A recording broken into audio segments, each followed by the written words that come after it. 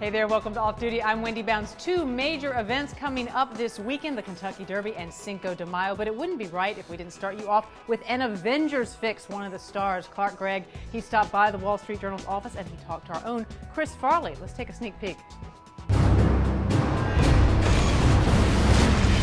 I think they need a timeout. I'm here with actor Clark Gregg. Thanks a lot for coming to the Wall Street Journal. Thank you, Christopher. Of course, you're the star of a lot of different movies, including Iron Man, Iron Man 2, Thor, and now you're featured in the upcoming movie, The Avengers. I would have to hear you say that to really believe it. It's the first time I really thought, God, that might actually be true. Now, The Avengers had a huge opening internationally, took over $178 million. Are you surprised by the reaction around the world to these characters, some of which are very, very American? I mean, Captain America, you can't get more American than that. No, I know. And yet the world seems to want to learn more about them. Absolutely. You know, it's certainly, people have ambivalent feelings in some places about America, but they, in terms of the world tour we've been doing, they don't seem to have such ambivalent feelings about the Avengers. And I'm not surprised because Joss Whedon's script, from the minute I read it, I thought, oh, he gets it. You know, the movies have kind of been a chain letter with a different writer-director coming on at different times and taking these characters and this story another step forward, but he really seems to have figured out, you know, how to ground it and make the kind of concept of heroism in the modern age, these kind of more complex characters, very flawed, and to make it really funny. And at the same time, I think what really has people responding is the technology. They're able to take stuff that you could really only see in the comic books and put it on a screen in a way that feels absolutely real. And we've got more coming up from Clark tomorrow, including what's next on the horizon from his character, Agent Coulson.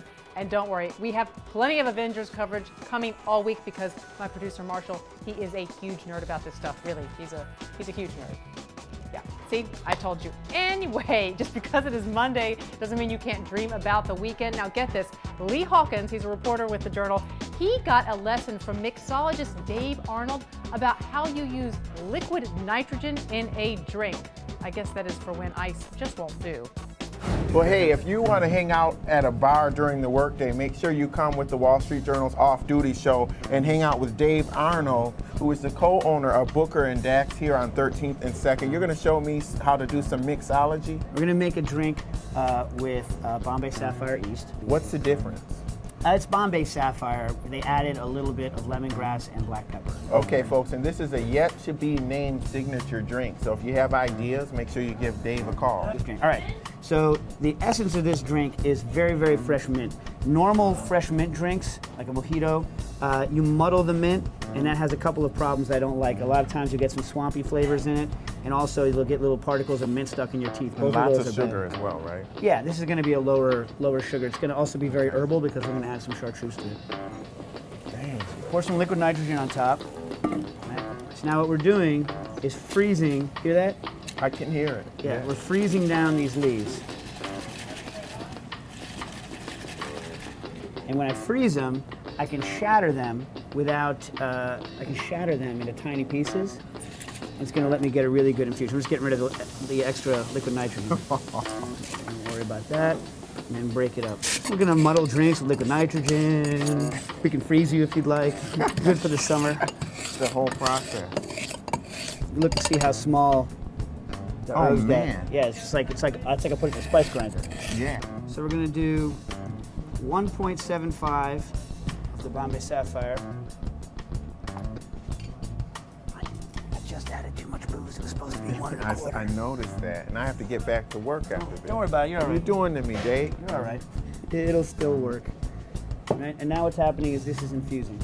Okay? One of the secret ingredients in a lot of cocktails is salt. So we're just putting a couple drops of salt water in there. What does that do? It just really brings out the citrus. It just rounds everything out and makes everything pop. So now, lime juice. Now the ascorbic acid in the lime juice is also going to prevent the mint from turning brown, as, Oh, well, I see. as Okay. well as the liquor. So the liquor is stopping it. If I just did that in water, it would turn kind of that kind of swampy, like old. Yeah, you don't mint-colored want that liquid. look. Yeah, so the ascorbic acid and the liquor is stopping that from happening. Okay. Now the very last ingredient we're going to add is a little bit of simple syrup. Now, before we shake it, I'm going to prep the glass for you, okay? Okay. So now the way we prep all of our glasses for these kinds of drinks is to use liquid nitrogen. It's the best way to chill a glass.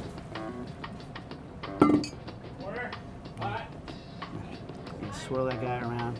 While you're swirling that, let me get a rock and shake It's this. swirling by itself, Dave. Very cold.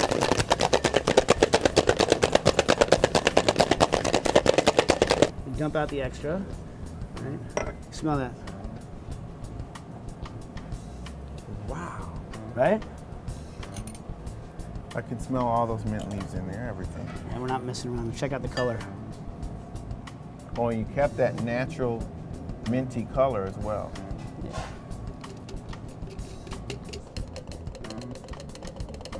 Should I give it a whirl? Yeah, give it a try. All right, let's see. So maybe I'll keep the extra half ounce of gin Oh in. Let's man. Now that's I like a it with the sweet extra thing half right ounce there. of gin. Yeah, it really is good Yeah. with that. Yeah. Well, we just Even changed if- the recipe. Extra half Now, ounce of gin. I have to go straight home after this. Exactly. But but you see how the mint is like super fresh, super clean, very rapid infusion into it. So I think I came up with the name for this. What do you got? Delicious. Delicious. All right, we'll go with it. It'll be hard. Like I think all of our drinks should be called delicious, but we'll see. If you want to make it at home, it's not going to be 100% as good as what we just made here, but you can Okay. just put all of the ingredients. Make sure you have the liquor and everything, the lime juice, in a blender. Make 2 drinks at once because otherwise it's hard for it to blend.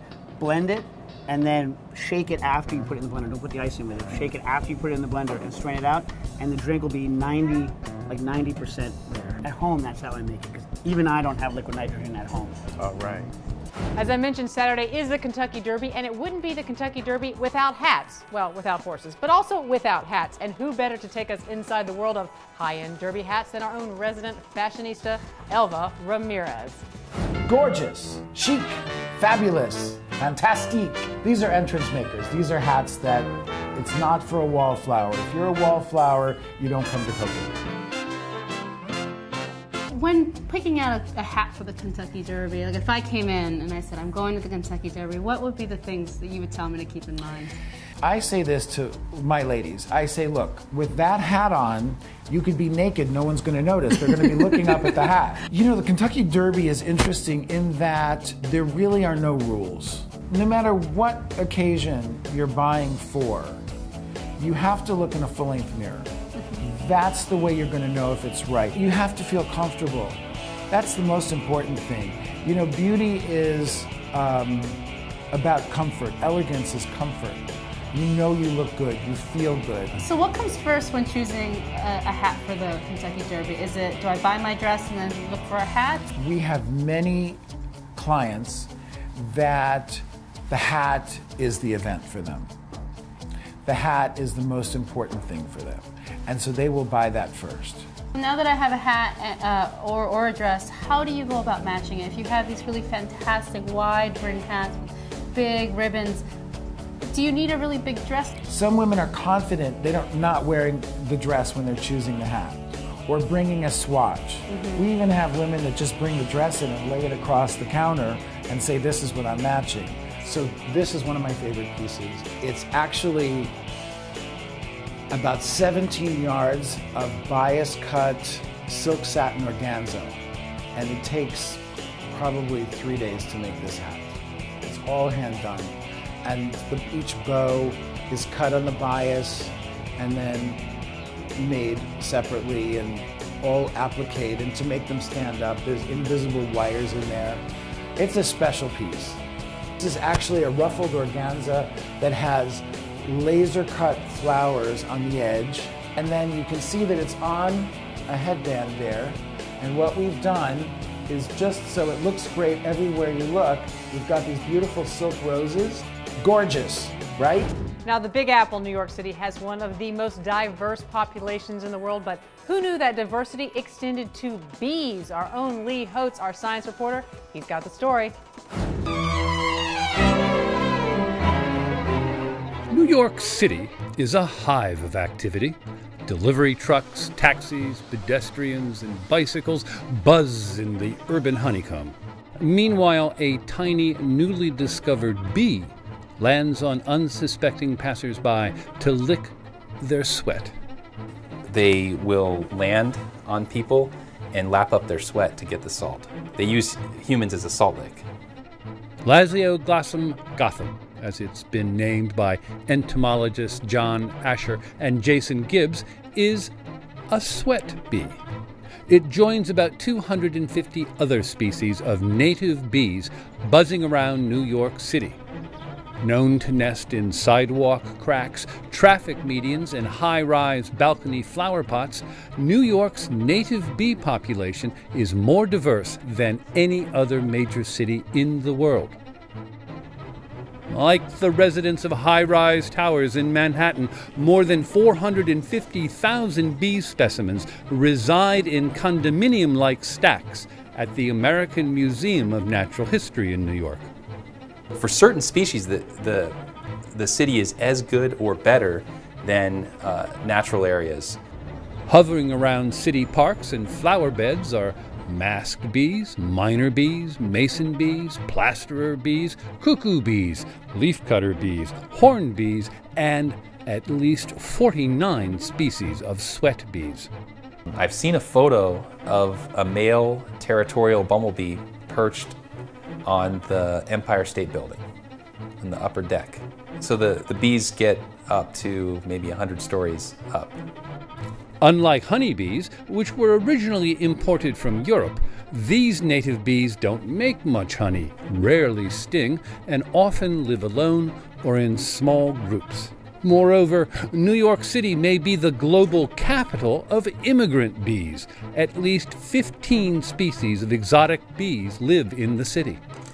There are many giant Asian resin bees, for example, in Astor Place. They have a lot of these Asian street trees, as they do throughout much of Manhattan and New York City, and the giant Asian resin bees visit those. The discovery of this new species of urban sweat bee highlights the importance of the thousands of native bee species in pollinating plants, flowers, and fruits. Native bees actually play a significant role in pollinating crops. In fact, studies show they're more prevalent among many farmers' fields than previously believed, often more effective than honeybees as pollinators and more resistant to the problems that have decimated honeybees in the US and Europe. Mr. Asher and his colleagues continue to study them, hoping to describe new unknown species and further uncover the role of native bees in pollination. For the Wall Street Journal, I'm science writer Robert Lee Holtz in New York. That's it for today's WSJ Off Duty. Remember, stay tuned all week. We've got our Cinco de Mayo coverage. We have Kentucky Derby coverage. You know it's all about the Mint Juleps and the Avengers. Right, Marshall? That's right. I'm Wendy Bounds. Click above to subscribe. I'll see you on Facebook and Twitter, and I'll see you tomorrow.